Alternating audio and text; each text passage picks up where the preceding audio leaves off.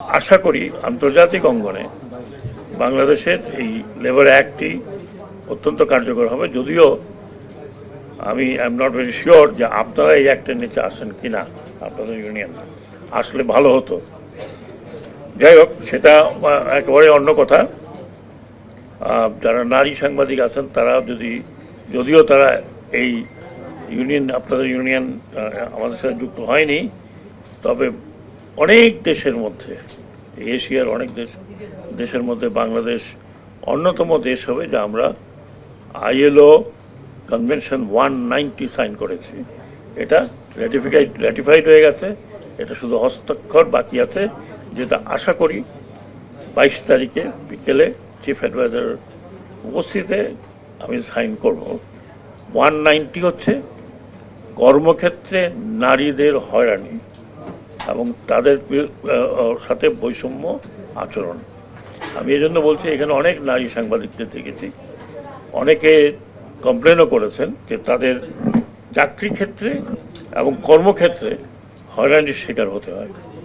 তো আমি আশা করব বিএফইউ যে চিন্তা করতে পারেন যে আপনারা ইউনিয়ন ভিত্তিক বিএলএর বা শ্রম মন্ত্রণালয়ের সাথে আসবেন কি আসবেন না, ইটস আপ টু ইউ। আমি দেখি আপনারা বেতন নিয়ে, ক্লোজার নিয়ে রাস্তায় দাঁড়িয়ে থাকেন, কিন্তু আমাকে অনেকে অ্যাপ্রোচ করেছেন। আমি বললাম আমি তো আপনাদের এখানে কিছু বলতে পারবো না, because you are not with শ্রম মন্ত্রণালয়। এর মানে এই নয় যে আমি বলছি আপনারা আসেন, এমনি আমি বহু বিপদে আছি। আবার আপনাদের অনেকের সাথে আমার পরিচয় অনেকের সাথে, এখন অনেকে সিনিয়র হয়ে গেছেন। আমার মনে আছে আমি 2007-এ যখন জয়েন করি,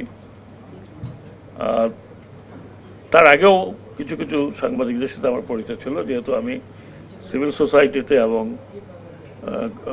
টক শোগুলোতে মাঝে মধ্যে পার্টিসিপেট করেছি। মাঝে মধ্যে না, বেশ কিছু পার্টিসিপেশন কারণে আপনাদের অনেকের সাথে আমার পরিচয় ছিল।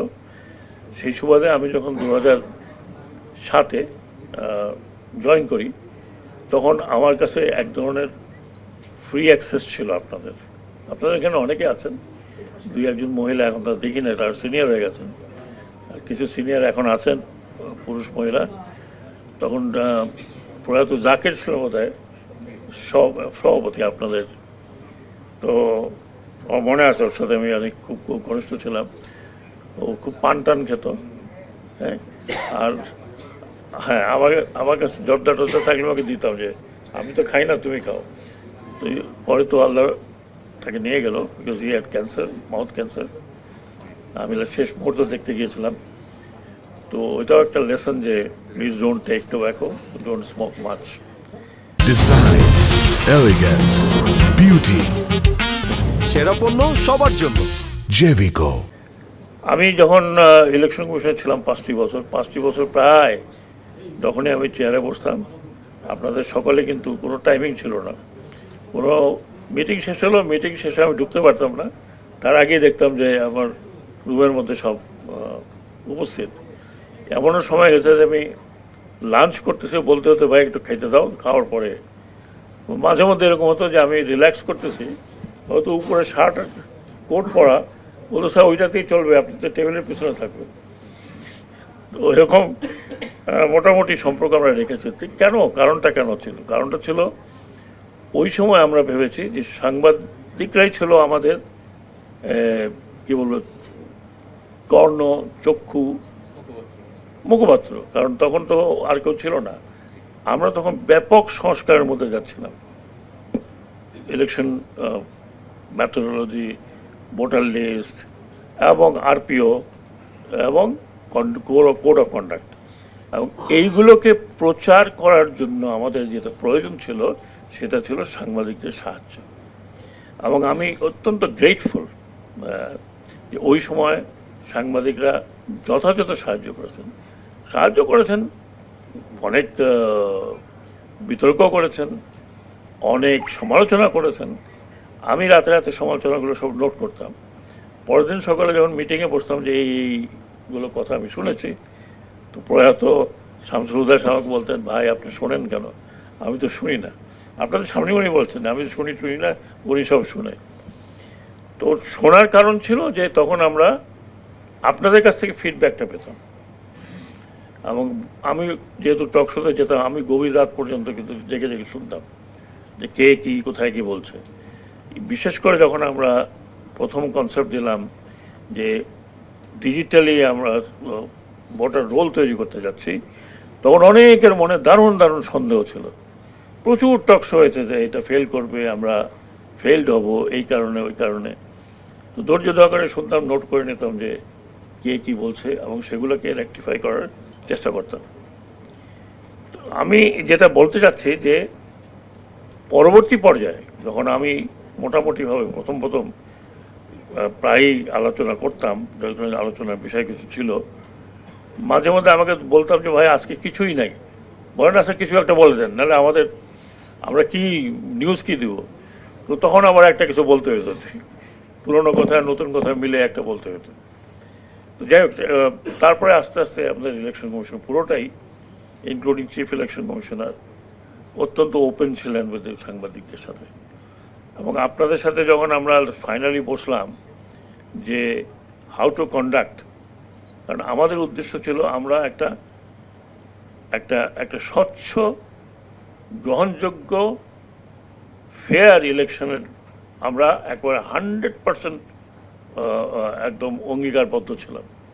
হতে পারে পিছনে নিচে মাঠে কিছু এদিক ওদিক হয়ে থাকতে পারে, কিন্তু আমরা কোনো সাংবাদিকের কাছ থেকে, আমি এখনও বলছি যে কোনো সাংবাদিকের কাছ থেকে এমন কোনো কথা শুনিনি যে বিশাল একটা অসুবিধা কোথাও না কোথাও গণ্ডগোল হয়েছে। কিছু কিছু জায়গায় হলেও হতে পারে, কোনো দেশেই 100% পারফেক্ট ইলেকশন করতে পারে না। তো আমরা যখন বলি free, fair and credible election, আমরা যখন ফ্রি বলি, ফ্রি মানে হচ্ছে যে ভোটাররা যাতে নিজ ইচ্ছায় ফ্রিলি তারা ভোট কেন্দ্রে আসবে, ভোট কক্ষে যাবে, যেখানে ভোট দেওয়া সেখানে ভোট দিবে এবং এবং নিরাপদে ফিরে আসবে, বাড়িতে ফিরে আসবে। ওই পরিস্থিতি তৈরি করাটা হচ্ছে ফ্রি। ফেয়ার আমরা বলবো যে আমি যেখানে ভোট দিয়েছি সেই ভোটটা সেখানে কাউন্ট হচ্ছে, দ্যাটস ফেয়ার। ক্রেডিবল কার কাছে? ক্রেডিবল হচ্ছে জনগণের কাছে। যদি ভোটার মনে করে এবং ওখানকার জনগণ মনে করে যে ভোট ভালো হয়েছে, ক্রেডিবল হয়েছে, তাহলে দুনিয়ার যত লোক যা কিছু বলুক না কেন, মানব না মানি না যা তোই বলুক, আলটিমেটলি ওটা চলে না। ক্রেডিবল তখনই হয় যখন আমি ভোট দিয়ে মনে করি আমি ভোট যেখানে দেওয়ার সেখানে দিয়েছি, নিরাপদে ফিরে এসেছি, আমি কোনো গণ্ডগোল দেখিনি, দ্যাট ইজ ক্রেডিবল। এই 3 পর্যায়ে আমি মনে করি যে সাংবাদিকরা যারা আছেন তাদের একটা বিশাল ভূমিকা আছে। তার মানে কি? ফ্রি, ফেয়ার অ্যান্ড ক্রেডিবল, এই 3টি জায়গাতেই সাংবাদিকদের বিশাল একটা ভূমিকা আছে। আজকের যুগে যেখানে আমরা গাজাতে বোমা পড়লে এখানে বসে দেখতে পারি, it is day or night, লুকানোর কোনো কিছু নেই। ইসরায়েলেরা যদি হুতিদের মারে বা হুতিরা যদি ইসরায়েলি মারে, তাৎক্ষণিকভাবে আমরা একদম লাইভ টেলিভিশনে দেখছি। কাজে আজকের যে যুগ, আজকের যে সময়, আজকের যে টেকনোলজি, এটাতে ইলেকশন কমিশনের সবচেয়ে বড় সহায়ক যদি কেউ থাকে for free, fair and credible ইলেকশনের জন্য, দ্যাট ইজ আমাদের দেশের সাংবাদিকরা। ভালো হোক, মন্দ হোক, কম জ্ঞান সম্পন্ন হোক, যেটাই হোক, these are the eyes and years of election commission. কাজে আমি মনে করি নির্বাচন কমিশনকে আমরা, অন্তর্বর্তীকালীন সরকার, বারবার বলছি যে we want a very fair election. আমাদের এতে কোনো স্টেক নাই, আমাদের কোনো পার্টি নাই, আমরা কোনো পার্টিকে পৃষ্ঠপোষকতা করি না, করবো না ইনশাল্লাহ। At least you can take from me, আমি ব্যক্তিগতভাবে কথা বলতে পারছি। তো আমরা একটা ফ্রি অ্যান্ড ফেয়ার ইলেকশন দিতে চাই, এটা অঙ্গীকার অন্তর্বর্তীকালীন সরকারের। ভালো হোক মন্দ হোক, আমরা যাই থাকি না কেন, we want to tell people যে বাংলাদেশে একটা ফ্রি অ্যান্ড ফেয়ার সমাজের সূচনা হবে একটা ভালো নির্বাচন দিয়ে। এই নির্বাচনে কোন পার্টি আসলো না আসলো ওইটা আমাদের দেখার ব্যাপার না, that is the Election Commission will see, আর বা কোনো পলিটিক্যাল চিন্তাভাবনা যারা করেন তাদের। কিন্তু আমরা বদ্ধপরিকর যে একটা ভালো নির্বাচন আমরা দিয়ে আমরা দায়িত্ব হস্তান্তর করতে চাই যারা নির্বাচিত হবেন। এবং এটা আপনারা জানেন, এটা অঙ্গীকার শুধু আমার নয়, ডক্টর ইউনূসের, যার একটা ইন্টারন্যাশনাল স্ট্যান্ডিং আছে, তাকে বিশ্বের সবাই চেনে, এক নামে চেনে। তো দেয়ারফর এটা কিন্তু সরকারের অঙ্গীকার, আমরা আশা করি যে আমরা সেই অঙ্গীকারে থাকতে পারবো। বাকিটা হচ্ছে নির্বাচন কমিশনের কাজ। ফেয়ার অ্যান্ড ফ্রি ইলেকশন করানো হলো একেবারে কনস্টিটিউশনালি, দায়িত্বটা কিন্তু নির্বাচন কমিশনের, সরকারের সহায়তা মাত্র। আমরা সহায়তা করব, নির্বাচন কমিশন যেইভাবে যেভাবে সহায়তা চাবে সেইভাবে সরকারকে সহায়তা করতে হবে, এটা ফ্যাক্ট। আমি দৃঢ় কণ্ঠে বলতে চাচ্ছি, 2008-এর পরে বহু ভোটাররা ভোট দিতে পারেনি টিল টুডে। অনেকের বয়স 30 হয়ে গেছে, কিন্তু তারা ভোট দিতে পারেনি। They don't know war to vote, how to vote. অনেক ইয়াং, অনেক তরুণ জানেই না ভোট কেন্দ্রে কীরকম দেখা যায়, because they were not allowed to vote.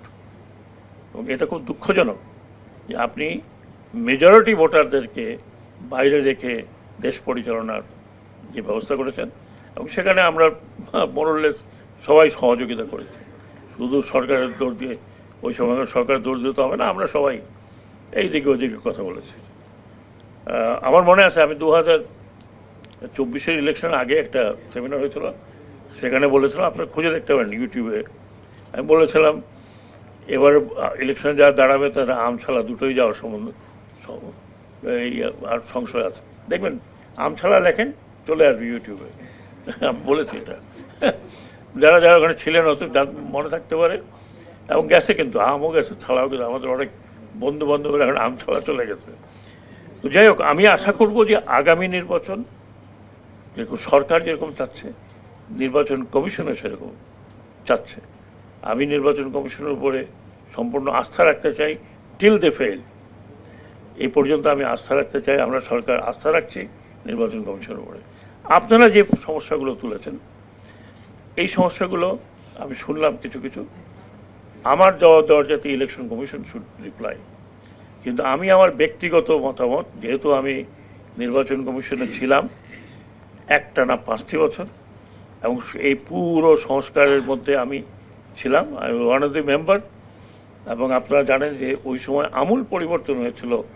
আজকে যে হল অফ নেওয়ার কথা বলছেন, সেটা থেকে শুরু করে এই কোড অফ কন্ডাক্ট, সমস্ত কিছু করতে আমরা 1 বছর লেগেছিল, 2 বছর লেগেছিল আমাদেরকে তৈরি করতে, ইনক্লুডিং আজকে যে আইডেন্টি কার্ড নিয়ে আপনারা পকেটে ঘুরছেন, এটা তৈরি করার পিছনে আমাদের কিছু অবদান ছিল ডেফিনেটলি। তো আমি যেটা বলতে চাই যে ইলেকশন কমিশনের উচিত হবে আপনাদের সাথে বসা, এবং আপনার সমস্যা কিন্তু খুব বড় বড় সমস্যা, আপনারা বড় বড় সমস্যা একটাও দেখিনি আমি, ছোট ছোট সমস্যা। আমাদেরকে বুঝতে হবে যে কেন্দ্র আর কক্ষ, কেন্দ্র আর কক্ষ।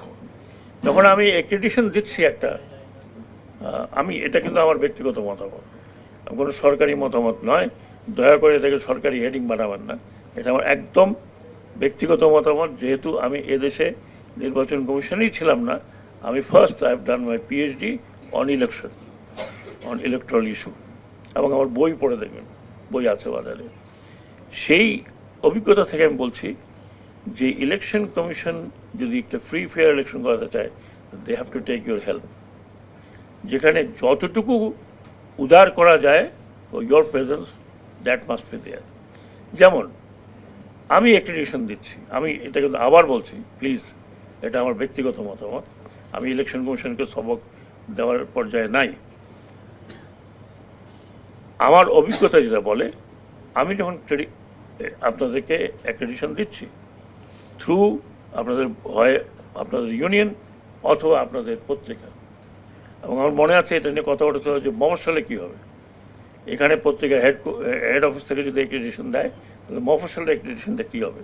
তখন ডিজিটাল এতটা ছিল না, তখন আমরা বলেছিলাম যে আপনারা মফস্বলে পাঠাবেন, এবং মফস্বলে যিনি আছেন প্রেস ক্লাবের তিনি সিগনেচার করে দেবেন, প্রেস ক্লাব থেকে নেওয়া। আমার মনে হয় এরকম একটা কিছু বলেছিলাম।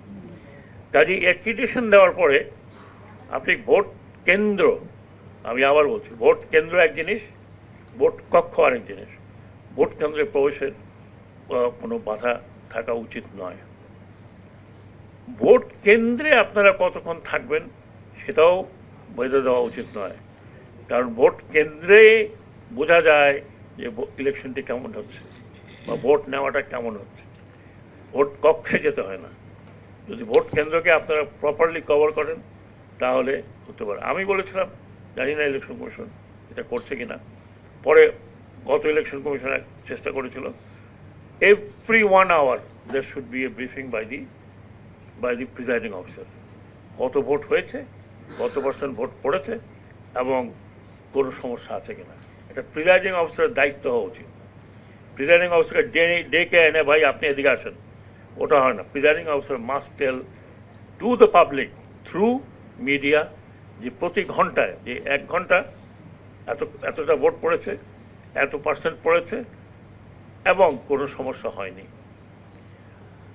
অনেক সময় আমি শুনি প্রিজাইডিং অফিসার বলে 5টা ভোট ছিনতাই হয়ে গেছে, এই জন্য আধা ঘন্টা বন্ধ আছে, আবার শুরু করছে।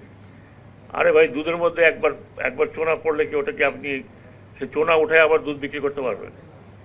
4টা ভোট একটাও যদি ফলস ভোট পড়ে, আমার মতে দ্যাট শুড বি ক্লোজড, মানে ওপেনের কোনো কাজই নেই। কারণ আপনি কেমনে জানবেন যে কে ফলস ভোট দিচ্ছে কি না দিচ্ছে ফেয়ার ইলেকশনের জন্য? কাজে আমি মনে করি কেন্দ্রে যেতে প্রিজাইডিং অফিসারের পারমিশন লাগবে, এটা সঠিক বোধহয় হলো না। আমি রিকোয়েস্ট করব নির্বাচন কমিশনকে এই বিষয়টি চিন্তা ভাবনা করতে। দ্বিতীয়টা হচ্ছে কক্ষ। গাজী শাহনওয়াজ ঠিকই বলেছেন যে কেন্দ্র আর কক্ষ, এই দুটো জিনিস কিন্তু দুটো আলাদা ব্যাপার। কেন্দ্রে আপনি প্রবেশ করলেন, আমরা যখন বলেছিলাম, আমরা নীতিমালা বানালাম, আপনি কেন্দ্রে ভোটারদেরকে জিজ্ঞেস করতে পারেন কেমন ভোট হয়েছে ভাই, আপনার কোনো সমস্যা হয়েছে কিনা, কিন্তু আপনি জিজ্ঞেস করতে পারবেন আপনি কাকে ভোট দিয়েছেন। দ্যাট ইজ অ্যাবসলিউটলি প্রহিবিটেড এবং এটা অনৈতিক। আপনি তাকে জিজ্ঞেস করতে পারবেন না যে আপনি কাকে ভোট দিয়েছেন। আপনি জিজ্ঞেস করতে পারেন যে ভাই আপনার কোনো অসুবিধা হয়েছিল ভোট দিতে, আপনার নামটা সম্মত পেয়েছিলেন কিনা, বা অন্য কোনো প্রবলেম আছে কিনা, how is the vote, very good অথবা ভেরি গুড না, অনেকক্ষণ দাঁড়াতে হয়েছে। কেন্দ্রের বিষয়টি আমিও লিটল সেন্সিটিভ। আমরা বলেছিলাম কেন্দ্রে আপনি যেতে পারেন, কিন্তু আপনি গোপন কক্ষে ঢুকতে পারবেন, এটা হয়তো এখনও প্রয়োজন আছে। কেন্দ্রে কেন একটু রেস্ট্রিক্টেড করা হয়, এটা একটা কথা, যে দুজনের বেশি যেতে পারবেন না, সেটা ঠিক ওইভাবে নয়। কক্ষের কথা, সরি আমি আবার কেন্দ্র কক্ষের কথা বলছি, কক্ষে দুজনের বেশি যেতে পারবেন না, এই রেস্ট্রিকশনটা আমাদের সময় ছিল। আমরা বুঝাতে পেরেছিলাম আপনাদেরকে যে দেখেন, আমাদের কক্ষ তো অত ওরকম বড় না, সবটা হল রুম না, ক্লাসরুমের মধ্যে হচ্ছে, এবং সেই ক্লাসরুমে যদি আপনার 15 জন ক্যান্ডিডেট থাকে, তার 15 জন এজেন্ট থাকার কথা। তারপরে এই আপনার কে বলে পোলিং অফিসার 2-3 জন, আনসার 2-3 জন, এই সিল মারার একজন, কাগজ কাটার একজন, তো অলরেডি এটা কিন্তু ক্রাউডেড থাকে। তো সেই জায়গায় যদি আপনারা ক্যামেরা নিয়ে 2 জন বা 3 জনের বেশি এক স্টেজে ঢোকেন, তাহলে এটা ক্রাউডেড হয়ে যায়, তো এটা একটা ভোটারদের জন্য সমস্যা হয়। আমাদের সময় তখন আমরা বলেছিলাম, আমরা বলছিলাম আপনারা নেন নিশ্চয়ই, but then come out, give others a chance. এখন আপনারা যদি 5-7 জন একসাথে ঢোকেন, আপনারা নিজেরাই জানেন যে একটা ক্যামেরার সাথে একজন ক্যামেরাম্যান থাকে, তার সাথে একজন সাংবাদিক থাকে, আর মার্শাল্লাহ এখন তো 2008 সালে ডবল হয়েছে টেলিভিশন, ডবলের বেশি, তারপরে অন্যান্য সাংবাদিকরা আছেন, বিদেশি সাংবাদিকরা আসছেন। সো এটা আমার মনে হয় যেটুকু আপনারা বলেছেন যে কেন্দ্রে 2 জনের বেশি প্রবেশ করতে মানা করেছে, সরি এগেইন কক্ষে 2 জনের বেশি প্রবেশ করতে মানা করেছে, সেটা আমার মনে হয় ইউ ক্যান অ্যাটলিস্ট কনসিডার। কিন্তু আপনারা যদি সারাক্ষণ ওখানে বসে থাকেন, তাহলে বাকিরা চান্স পাচ্ছেন না।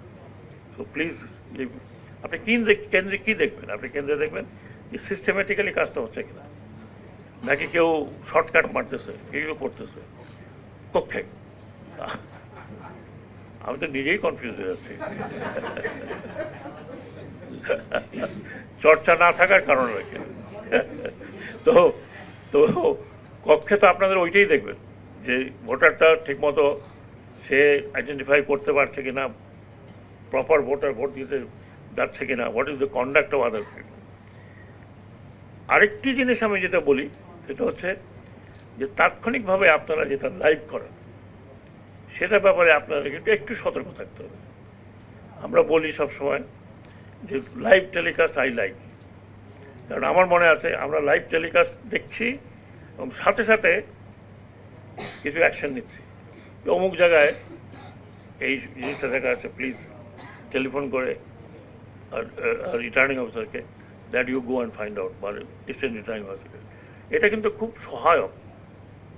আমার মনে আছে, যদিও ন্যাশনাল ইলেকশনে আমি বাইরে বাইরে ঘুরেছি, কিন্তু নারায়ণগঞ্জের ইলেকশনে আমরা তিন টেলিভিশন নিয়ে বসেছিলাম সরাসরি, এবং টেলিফোন সাথে, যে anything we see, any indication আমরা দেখি, সাথে সাথে অ্যাকশন নিতে বললাম। আমি একটা এক্সাম্পল দিই,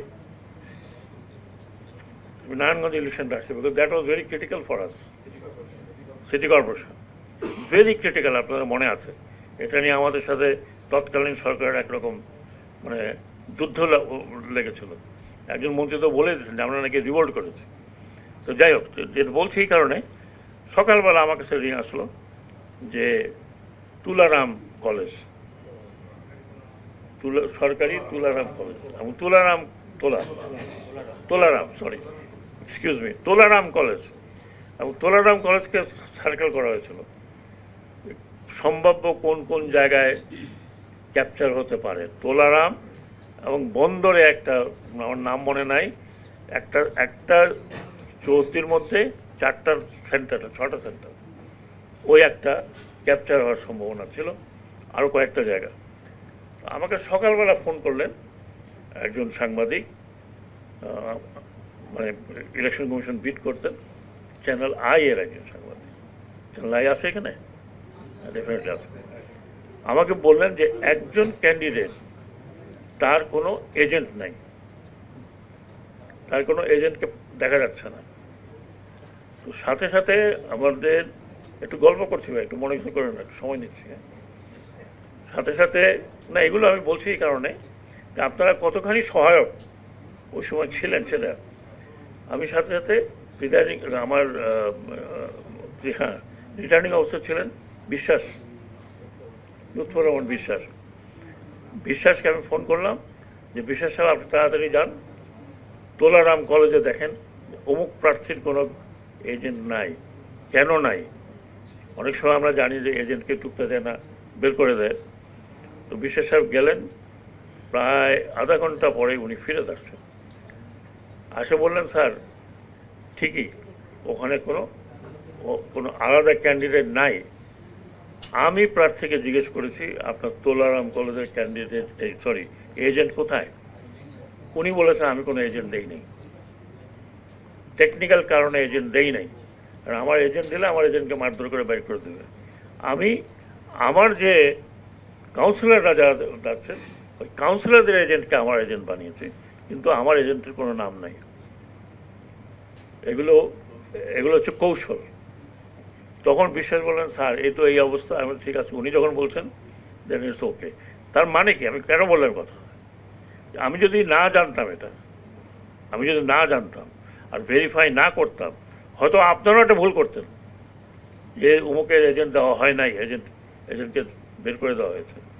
তো আমি যে কথাটা বারবার বলছি যে you are ears and eye of election commission for a free fair credible election. আমি নির্বাচন কমিশনের কাছে একটা অনুরোধ করব যে please sit down with all of you. এমন কোনো কিছু নাই যেটা রিজলভ করা যায় না। আমরা একাধিকবার বসেছি, একাধিকবার। আমার মনে আছে আমরা ইউএনডিপির মাধ্যমে একটা নীতিমালা বা কোড অফ কন্ডাক্ট তৈরি করতে গিয়েছিলাম, আমার বাইরে কোথাও ইউএনডিপি কন্ডাক্ট করছিল। তখন এই বড় বড় আপনাদের সিনিয়ররা যারা ছিলেন তারা বললেন যে আমরা একটা তৈরি করেছি, ওটা আগে দেখেন তারপর এটা করবেন। তখন আমরা ওটা বাদ দিলাম, যে এক করে না করে আমরা বসি, এবং আমরা 2বার কি 3বার করে বসেছি আপনাদের সাথে, এবং একটা নীতিমালা তৈরি করা হয়েছিল যে হাউ শুড কন্ডাক্ট। আমি নির্বাচন কমিশনকে আবার অনুরোধ করব যে আপনারা এখনও সময় আছে, আপনারা বসবেন, এবং আমার রিকোয়েস্ট হচ্ছে make it as transparent as possible. সেটা করতে গিয়ে যদি 2 পা আগাতে হয় তাহলে 2 পা আগান। Don't get into a rigid sort of. Live telecast করতে চায়, allow everyone to telecast live. আমার হাত যদি পরিষ্কার থাকে তাহলে আমি এই হাত দেখাবো, আমার হাত যদি অপরিষ্কার থাকে তাহলে আমি হাত বন্ধ করে ঘুমিয়ে থাকবো। নির্বাচন কমিশন বলছেন যে তারা শতাব্দীর বেস্ট ইলেকশন করাবে। আমি ওনাদের কাছে রিকোয়েস্ট করবো, আমরাও চাই আপনি শতাব্দীর বেস্ট ইলেকশন করুন, কিন্তু আপনি যাদেরকে ব্যবহার করবেন as eyes, your eyes should be absolutely crystal clear and you act on them, put less restriction. যেখানে শুধু ডিসিপ্লিন করার দরকার সেটুকু ছাড়া বাকিটুকু ডোন্ট অ্যালাউ বা ডোন্ট গিভ রেস্ট্রিকশন। যে কেন্দ্রে প্রবেশ করতে একটি স্টেশনের পরে আবার প্রিজাইডিং অফিসারকে ডেকে জিজ্ঞেস করতে হবে, নো নিড, নো নিড। সাংবাদিকদের কোড আছে, যদি কেউ সেই কোড ভঙ্গ করে তাহলে তার ইউনিয়ন আছে, তার মালিকরা আছে, তাদের কাছে আপনি কমপ্লেন করতে পারেন। এবং I am sure election commission complain করলে এটা একটা কগনিজেন্সে নেবেই। তো আমরা, আপনারা এখানে যারা আসছেন, আমি পয়েন্ট বাই পয়েন্ট কথাগুলো বললাম না। মোটরসাইকেল দিয়েছে, আমি মনে করি যে সবার কাছে হয়তো মোটরসাইকেল নেই, মোটরসাইকেলের উপরে যে কথাগুলো শুনছি সেগুলো পুনর্বিবেচনা করবেন। আমি মনে করি শহরে যারা মোটরসাইকেল নাই তারা যদি কোনো গাড়ি হায়ার করেন তাহলে এই গাড়ির স্টিকার দেওয়া উচিত। বাট সাংবাদিকদের বলতে হবে you cannot carry voter or anybody else, এই বিষয়ে করা যেতে পারে। গ্রামে গঞ্জে মোটরসাইকেলের ডেফিনেটলি প্রয়োজন আছে, কারণ ও সব জায়গায় গাড়ি যেতে পারে না, অনেক আইলের উপর দিয়ে যায়, অনেক রিমোট আপনার ভোটার কেন্দ্র আছে, সেগুলো কভার করতে হলে মোটরসাইকেলের ডেফিনেটলি প্রয়োজন। আমি আশা করি নির্বাচন কমিশন সুষ্ঠু নির্বাচনের ক্ষেত্রে free, fair and credible election করানোর ক্ষেত্রে সরকারের যে অভিপ্রায় সেটা রিফ্লেকশন তারা নিশ্চয়ই করবেন। সেটার জন্য আমি মনে করি যে বেস্ট হচ্ছে আপনি ইউজ মিডিয়া, এবং মিডিয়া হচ্ছে আজকের জগতের সবার জন্য চোখ কান। সব কিছু আমরা চোখে দেখি না, it is media looks at it. গত কয়েকটি নির্বাচনে media could not play the role. In fact আমি কিছু কিছু জায়গায় দেখেছি যে কয়েকটি মিডিয়াতে প্রায় সারাদিনই একরকম দেখেছি, আবার সন্ধ্যার সময় দিকে উল্টা ব্যবস্থা দেখেছি। বোঝাই যায় মিডিয়া ওয়াজ গ্যাগড। কিন্তু এখন কোনো মিডিয়া গ্যাগ করার কোনো কারোর অভিপ্রায় নাই। তো আপনাদেরকে আবার ধন্যবাদ জানাচ্ছি আমার বক্তব্য শোনার জন্য, আমাকে এখানে দাওয়াত করার জন্য। আমি শেষ করবো, যদি কারোর কোনো প্রশ্ন থাকে আমার অভিজ্ঞতার আলোকে আই ক্যান রিপ্লাই। জি বলেন, যদিও উইথ দ্য পারমিশন অফ। একটু জানতে চাই, আপনি সাবেক নির্বাচন কমিশনার হিসেবে একটু বলবেন যে এখন পর্যন্ত বর্তমান কমিশন যে কাজ করছে আপনার ব্যক্তিগত মূল্যায়নটা একটু শুনতে চাই। আমি কোনো ভ্যালু জাজমেন্ট এখন দিতে পারবো না। আফটার ইলেকশন ইনশাল্লাহ। জুলহাস এখানে আসছে, জুলহাস তৈরি হচ্ছে আফটার ইলেকশন। যখন আমি এই চেয়ারে থাকবো না তখন কীভাবে ধরবে এটার জন্য খুব টাফ সাংঘাতিক। জি সরি, আমি আপনার এই উত্তরটা দিতে পারবো না। ইলেকশন কমিশনের যথ জেনেছে যে নির্বাচনী কর্মকর্তাদের রিটার্নিং অফিসার করার ক্ষেত্রে আপনার সময় থেকে এটা প্রক্রিয়া শুরু করে গিয়ে যাওয়ার চেষ্টা করেছিলেন, কিন্তু করে যেতে পারেন না। পরবর্তী আরও 3টে ইলেকশন চলে গেল। এখন পর্যন্ত কমিশনের যে বলা হতো, আপনাদের সময় বলা হতো তার অভিজ্ঞ ছিলেন না, কিন্তু আপনার নির্বাচনের পর এক যুগের আরও বেশি সময় হয়ে গেছে। সেই প্রেক্ষিতে তাদের চাকরির পেরে শেষ পর্যায়ে অনেকেই চলে এসেছেন, কারোর 22 বছর, কারোর 23 বছর। এখনও বলা হচ্ছে তারা সেই ধরনের অভিজ্ঞতা অর্জন করতে পারেননি। আসলে অবসরের পরে যাওয়ার পরে কি তার অভিজ্ঞতা অর্জন করেন, এই ধরনের কোনো বিষয় আছে কিনা, এবং সরকারের কোনো আন্তরিকতা থাকবে কিনা নির্বাচন কমিশনের কর্মকর্তাদের প্রতীকী হলেও একটা রিটার্নিং অফিসার করে নির্বাচনের দৃশ্যমান করে যাওয়ার জন্য। ধন্যবাদ।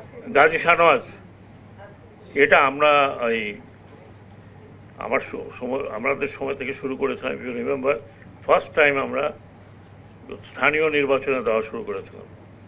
আপনারা জানেন যে চিটাগাংয়ের মতো একটা জটিল নির্বাচনে আমরা আমাদের রিটার্নিং অফিসার দিয়েছিলাম, এবং that was one of the best election conducted.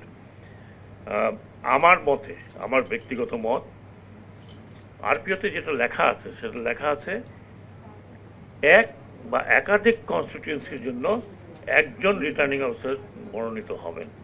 সেখানে কিচ্ছু লেখা নাই কে হবে, অমুক হবে না, তমুক হবে না, তমুক হবে। কাজে এটা ইলেকশন কমিশনের সিদ্ধান্তে যেতে পারে। আর আমাদের নির্বাচন কমিশন এখন, এই বাংলাদেশের বয়স যত, আমাদের নির্বাচন কমিশনও তত বয়সের, আমাদের আমলাতন্ত্রও তত বয়সের। দেয়ার ইলেকশনের কন্ডাক্টেড অভিজ্ঞতা হবে না এমন কোনো কথা নেই। আমি একটা আমার ব্যক্তিগত, না আমি বলছি আপনাকে, আমি আমার ব্যক্তিগত লোকবল ডেফিনেটলি প্রত্যেক জেলায় তো একজন ডিস্ট্রিক্ট অফিসার রিটার্নিং অফিসার হওয়ার মতো ইলেকশন কমিশন দেখবে যে আমার মতো অভিজ্ঞতা আছে কিনা। যেখানে সমস্যাটা হয়, সমস্যাটা হচ্ছে যে অ্যাডমিনিস্ট্রেশনটা কোথায়। কাজে যেই অ্যাডমিনিস্ট্রেশনটা যার কাছে থাকে তিনি মোটামুটি তাকে দেওয়া হয় ফর আদার পারপাসেস।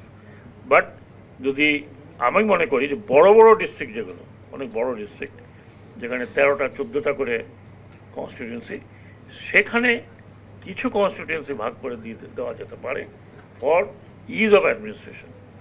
কারণ ধরেন অনেক ডিস্ট্রিক্ট আছে যেখানে 13টা কি 14টা কনস্টিটিউয়েন্সি এখনও আছে 14টা কনস্টিটিউয়েন্সি, কুমিল্লা তারপর অন্যান্য জায়গায় আমার মতে একজনের পক্ষে 14টা কন্ট্রোল করা ডিফিকাল্ট। আর যত দিন যাচ্ছে ততই কিন্তু আমাদের রাজনীতি এবং ইলেকশনটা জটিল হয়ে যাচ্ছে। সেই জায়গাতে ইলেকশন কমিশন পারলে চেষ্টা করতে পারে যে under one umbrella there should be somebody another one given, দায়িত্ব দেওয়া যেতে পারে। এবং কাজী শাহনওয়াজ ঠিকই বলেছেন যে এখন অনেকের অনেক অভিজ্ঞতা হয়ে গেছে, অন্তত 14-15 জন লোক তো পাওয়া যাবে যাদের যথেষ্ট অভিজ্ঞতা আছে সব ধরনের নির্বাচনে। এবং অনেকে কিন্তু লোকাল বডি ইলেকশনগুলোতে তারাই কিন্তু প্রিজাইডিং অফিসার হয়ে আসছে আমাদের সময় থেকে, কাজে তাদেরও একটা অভিজ্ঞতা আছে। সেখানে যেটা প্রয়োজন সেটা হচ্ছে যে district administration has to support, ওই সাপোর্টটা দরকার। এবং এটা যেহেতু আইনের মধ্যে আছে, সাপোর্ট দিতেই হবে, কনস্টিটিউশনে বলা আছে, আইনে বলা আছে, সেক্ষেত্রে কোনো সুযোগ নেই যে সাপোর্ট না দেয়া। তাহলে বড় বড় ইলেকশনগুলো আমরা কীভাবে করলাম? আমরা নারায়ণগঞ্জ ইলেকশন করলাম, কুমিল্লা ইলেকশন করলাম, চিটাগাং ইলেকশন করালাম, বরিশাল ইলেকশন করালাম, তো ঢাকাও করালাম, উত্তর দক্ষিণ দুটাই করালাম তখন। তো কাজে ও তো আমাদের নিজস্ব যে রিটার্নিং অফিসার ছিল। ইলেকশন কমিশন মনে করলে করা যায়। আমি মনে করি আমার ব্যক্তিগত মতামত, আমার study, they can do it, অভিজ্ঞ কিছু লোক আছে।